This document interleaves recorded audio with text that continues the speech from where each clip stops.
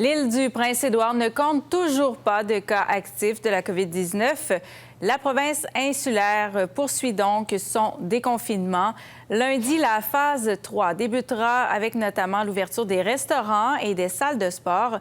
Depuis des semaines, la province travaille aussi sur une bulle avec le Nouveau-Brunswick et la Nouvelle-Écosse. Mais là, Julien, la situation à Campbellton a poussé le gouvernement à réagir aujourd'hui. Oui, exactement, parce que la donne a changé ici à l'île du Prince-Édouard. Parce qu'ici, le gouvernement de Dennis King, depuis des semaines, discute avec Blenix pour ouvrir et créer cette bulle entre le Nouveau-Brunswick et l'île du Prince-Édouard via le pont de la Confédération, parce que c'est primordial pour Dennis King. Il veut relancer l'économie du tourisme à l'île du Prince-Édouard. Du coup, il compte sur les résidents du Nouveau-Brunswick pour venir à l'île du Prince-Édouard.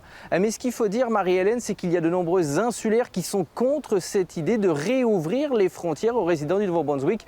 Même chose du côté des partis politiques, que ce soit le Parti libéral ou encore le parti de l'opposition officielle, le Parti vert, avec son chef Peter Bevan-Baker. Ils ont critiqué ouvertement la stratégie des conservateurs d'ouvrir trop tôt ces frontières et de créer cette bulle.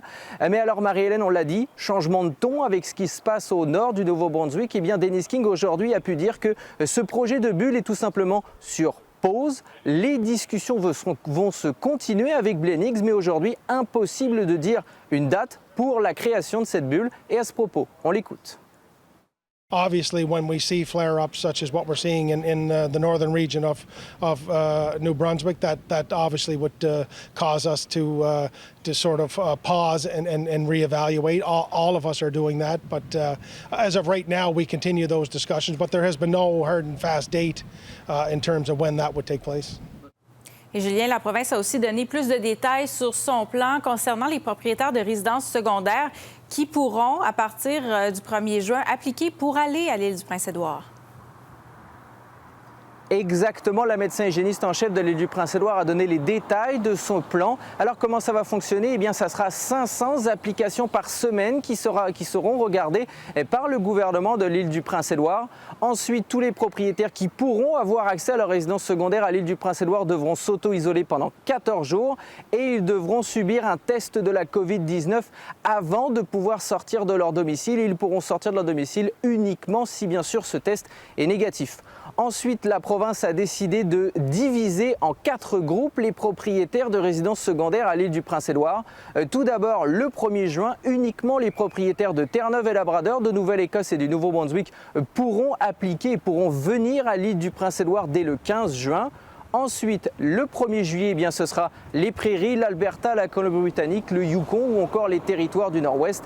Et ensuite, bien après, mais là, pas de date aujourd'hui pour le Québec et l'Ontario. Et Marie-Hélène, je ne vous parle même pas des résidents qui sont aux États-Unis et qui possèdent une résidence secondaire à l'île du Prince-Édouard parce qu'aujourd'hui, la frontière, elle est toujours fermée. Et à ce propos, on écoute la docteure Heather Morrison qui nous explique ce plan.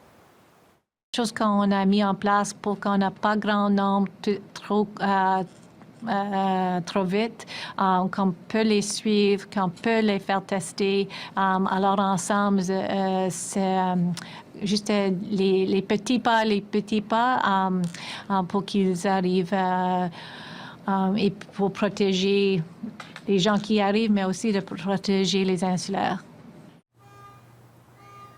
Pour terminer, Marie-Hélène, juste pour vous dire que ces discussions autour de la bulle avec le Nouveau-Brunswick et possiblement la Nouvelle-Écosse, ça va se poursuivre la semaine prochaine parce que la session exceptionnelle de l'Assemblée législative ne s'est pas terminée comme prévu cette semaine. Il y aura donc un surplus pour la semaine prochaine. Merci beaucoup, Julien.